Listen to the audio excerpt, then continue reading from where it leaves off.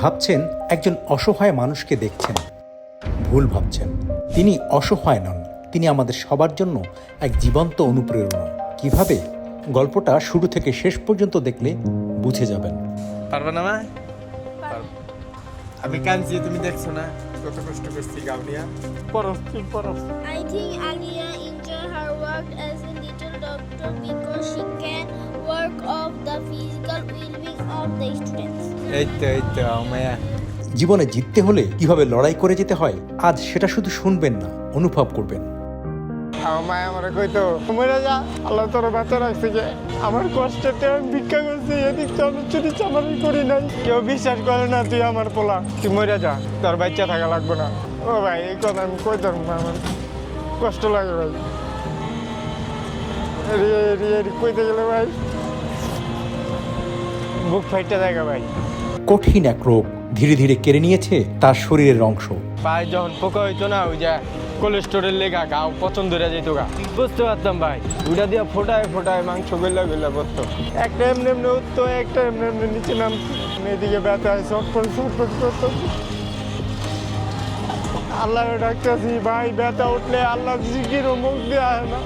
আমার 3 বার পাও কাছে যাক, আলহামদুলিল্লাহ আল্লাহ পাক সবকিছু শেষে। হাতের আঙুল, পায়ের অংশ পচে গিয়েছিল, কেটে ফেলতে হয়েছিল। ওইটা তো ভাই ব্যথা ছিল, অনেক ব্যথা। পাও মাছিতে খায়, পোকে খায়, হাও মাও করে কান্দি, ঘুম চোখে ঘুম, শ্বাস ছাড়তে পারি না। শ্বাসটা একটু ছাড়লেই আছে না ভাই, পোকের কামড়টা আলাপ পাই। টুকরা খায় আমার। বাড়াইটারা করে কাইজা পাও দেওয়া গন্ধ। বাড়িওয়ালারা করে চিল্লি ভাড়া লাগবো না, যাও গা। ভাড়া লাগবো না, যাও গা। ফালতু ভাই বোন খালারা মামারা যাও গাছে বড় হয়েছি, ওরা আইতো খাওন দেওয়া যাইতো, আর বাইরে যায় কইতো বাঁচবো না।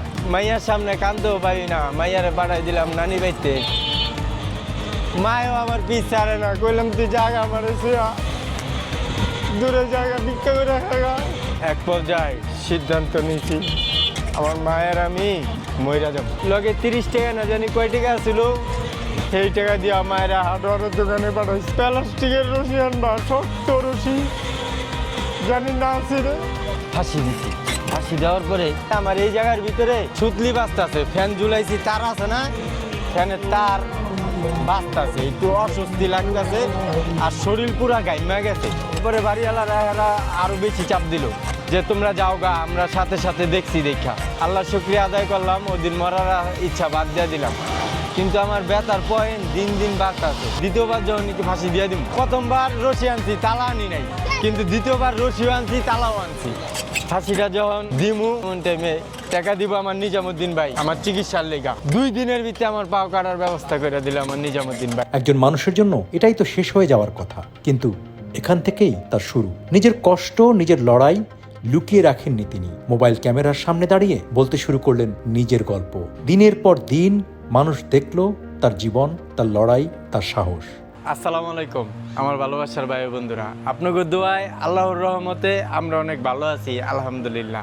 আমিও তো অচল মানুষ। উনি কথা গুছিয়ে কইতে পারে না, কিন্তু কান্দাকাটি করে, আর খালি একটা কথাই কয়, আলী ভাই আপনি ভিডিও ছাড়েন, আপনি ভিডিও ছাড়লে যদি মানবিক ভাই বন্ধুদের কাছে ভিডিওটা পৌঁছায়। ওয়ালাইকুম আসসালাম, মাশাআল্লাহ ভাইয়া শেয়ার করে দিও। আর এক সময় লাখ লাখ মানুষ জড়ো হলো তার পাশে। ওই মানুষগুলোর ভালোবাসা তাকে উপহার দিল নতুন এক পথ, একটা রিক্সা, যেটা এখন তার জীবিকা। সামনে আহেন পায়ে সমস্যা ভাই আপনার? হ্যাঁ ভাই, আমার 2 পাও নাই, 2 পাও নাই, ডাইনাতের একটা আঙ্গুল নাই। হ্যাঁ আল্লাহ রহমতে আমি ভিডিও বানাই। আমার 3,25,000 ফলোয়ার হয়েছে আল্লাহ রহমতে। আমার নাম মোহাম্মদ আলী হোসেন, আমার ফেসবুকের নামও মোহাম্মদ আলী হোসেন। এই রিক্সা শুধু একটা বাহন না, এটা তার বেঁচে থাকার গল্প। এই রিক্সার চাকায় ঘুরে চলে পুরো সংসার, মায়ের খরচ, মেয়ের পড়াশোনা। যখন হাসপাতালে পাউডা কাটছিলাম, কারণ আমার মা কইছে বাবা রে তরে দিয়া কিছু একটা হইব, নাইলে তুই অনেক আগেই মরে যাবি। আমার থেকেও সুস্থ মানুষ আছে, হেরাও আমার মতন এরকম সাহস নিতে পারে না। আমার মার ওই কথাটায় আমার ভিতরে সাহস সঞ্চয় হয় যে আমার দ্বারা কিছু হইব। তার একটা স্বপ্ন আছে, ছোট কিন্তু সবচেয়ে বড়, তার মেয়েকে ডাক্তার বানানো।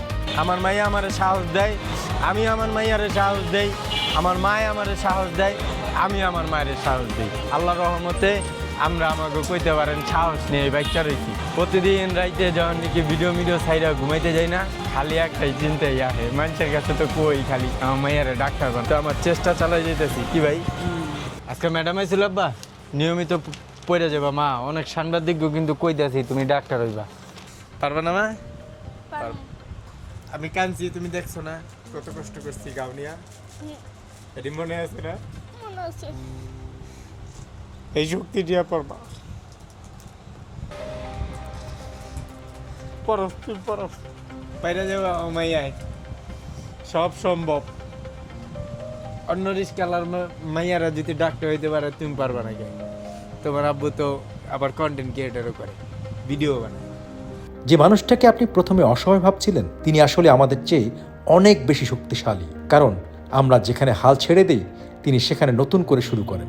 জীবন কাউকে সহজ করে দেয় না, কিন্তু কেউ কেউ কঠিন জীবনকে সহজভাবে বাঁচতে শিখে যায়। এই মানুষটা তেমনই একজন, অসহায় না, তিনি একজন যোদ্ধা। আর এই গল্প আপনার জন্য একটা আয়না। জুতাটা ছিঁড়ে আছে জুতা বানাইতে